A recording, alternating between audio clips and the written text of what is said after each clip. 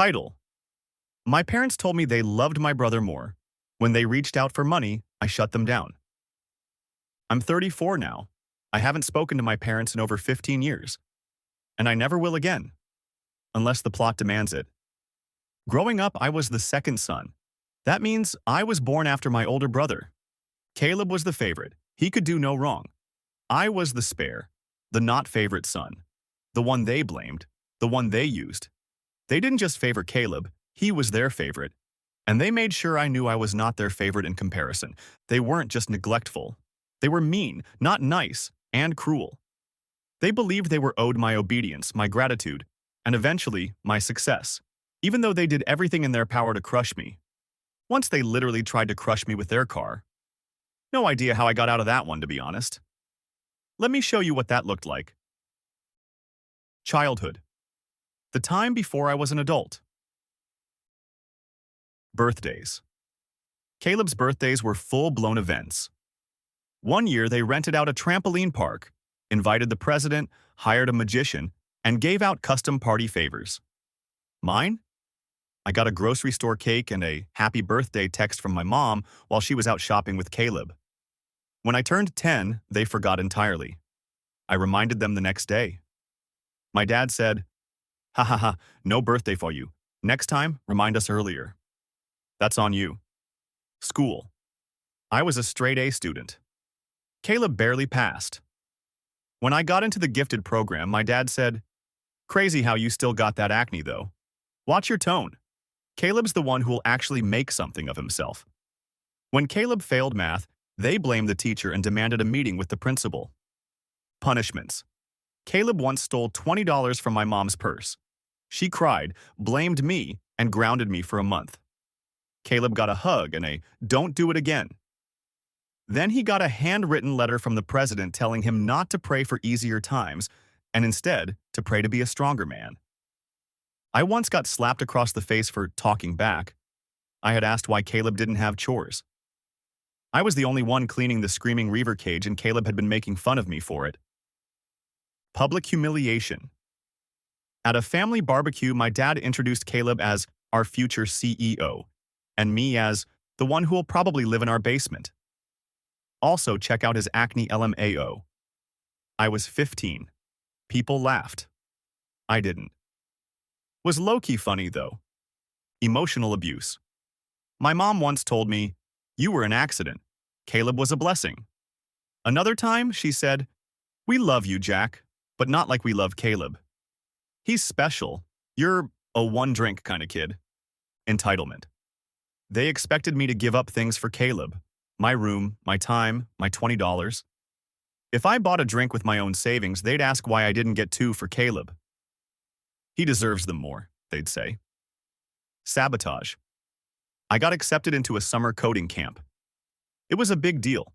Competitive, big, prestigious, and fully funded. I was ecstatic. I told my parents. My dad said, "That's cute. But Caleb needs the car this summer, so you're not going." I begged for days. My mom said, "Stop being dramatic. You'll never be more than a footnote in Caleb's story." Haha, I'm evil, by the way. That was the moment. I didn't cry. I didn't scream. I just packed a bag, grabbed my laptop, and left a note. "You don't love me. You never did. I don't even have acne. I don't know why you keep saying that. Watch what happens without me." I walked out the door and never looked back. The grind. I couch surfed, worked at a diner, took freelance coding gigs for pennies. I lived off instant noodles and rage. I taught myself everything: app development, web design, cybersecurity. I built tools, sold them, reinvested. I even visited a monastery in Tibet, but they turned me away because they claimed I had hate in my heart. At 23, I launched a startup.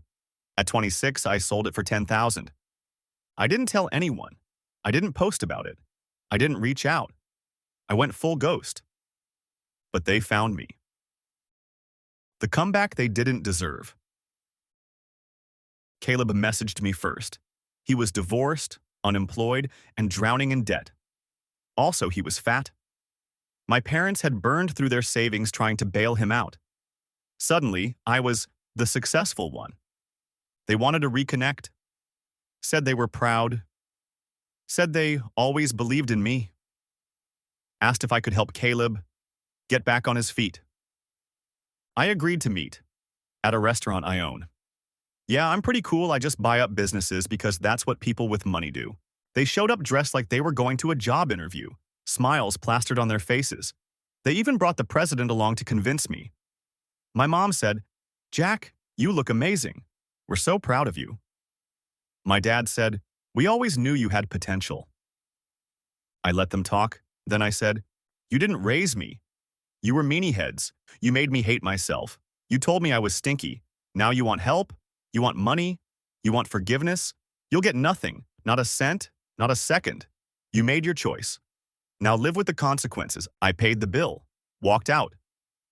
I thought I had gotten over everything, but the smug look on their faces made me so angry I started making plans. They wouldn't be smiling for long. Why did I pay the bill? SMH. Phase 1. Mild inconvenience. I started small. I wanted them to feel annoyed, not attacked. Yet, I hired a group of college kids to egg their house once a month. Never the same day, never the same time. Just enough to keep them guessing. They installed cameras. I paid someone to shoot them with paintball rounds whenever they got replaced. I signed them up for random deliveries, bulk orders of packing peanuts, mannequin limbs, and once, 3 rubber ducks. All prepaid, all non-refundable. This one kind of backfired since the items they got ended up being pretty cool sometimes. I went over to their place and told them straight up, "I'm successful and I'm targeting you now. Good luck.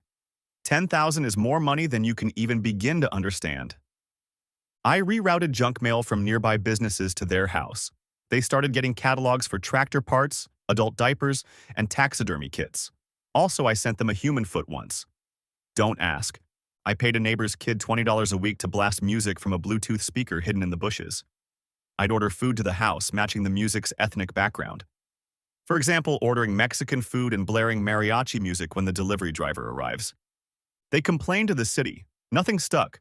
They started to suspect someone was targeting them, but they had no proof. Phase 2. Social sabotage. Once they were sufficiently rattled, I turned up the heat. Fake Facebook accounts. I created fake profiles pretending to be them and joined every embarrassing group I could find. Flat Earth truthers, Ruseville men kissers, Bigfoot deniers, men who cry at gas stations. Then I tagged their real accounts. Local reputation. I anonymously submitted their names to local radio stations for weirdest neighbor contests. They won twice. Yard signs. I paid someone to sneak into their yard and plant signs that said, "Honk if you hate Caleb," and "You will never find peace so long as his gaze befalls you." They started getting dirty looks at the grocery store. People whispered. Their church stopped inviting them to events. Caleb got turned down for a job because someone Googled his name and found a parody website I built. The president blocked their numbers. Phase 3. Psychological warfare. This is where it got fun. Anonymous letters. I hired a service for $20 to send them anonymous letters every week. Each one contained a single sentence. "You failed as parents. You're fat now. What I'ma do to Bob? Doodle Bob." No return address, no fingerprints, just dread. Fake legal notices. I sent forged letters from child welfare services claiming they were under investigation for historic abuse. I made sure the neighbors saw them. Obituaries. I paid $20 to have fake obituaries printed in small local papers. For them. Their names, birth dates, and a line that read, "Survived by one son who never forgot." Was that cold? Chat? The house.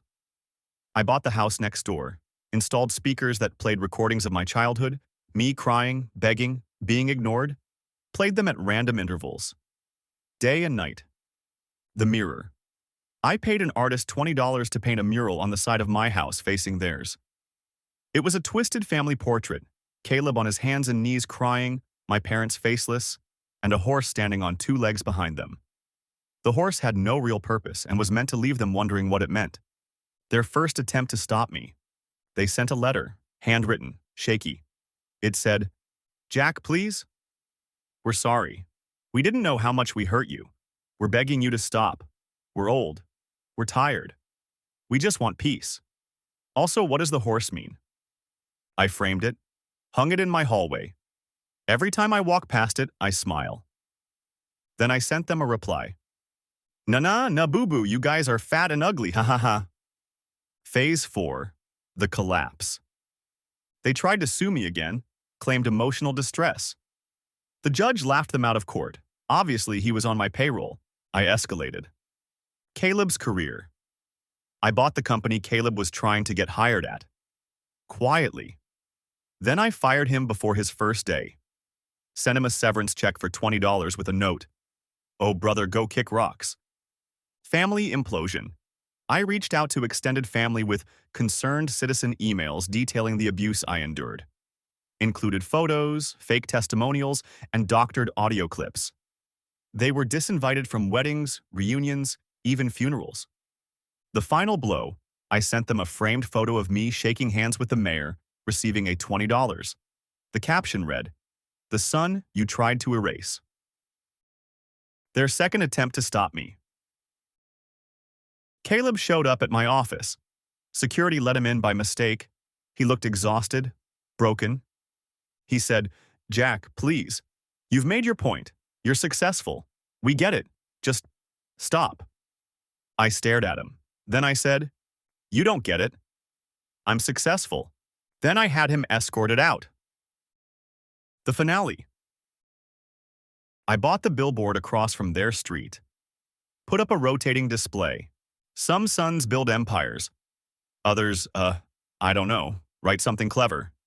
Caleb, still unemployed, no drinks. Jack, cool, epic, and successful. It lights up every night from 6 p.m. to midnight. Now, they live in isolation. Their neighbors avoid them. Their reputation is ruined. Caleb is unemployed, bitter, and paranoid, still fat. My parents are shadows of who they once were. Not because I laid a hand on them, but because I made sure the world saw what they really were. Also, I laid hands on them. I paid some thugs $20 to jump them outside of Chili's one night when they were out getting dinner. They didn't just lose me. They created something they couldn't control. Also, they got their ass beat LOL. And I made sure they'd never forget it. I may be broke now, but it was worth it.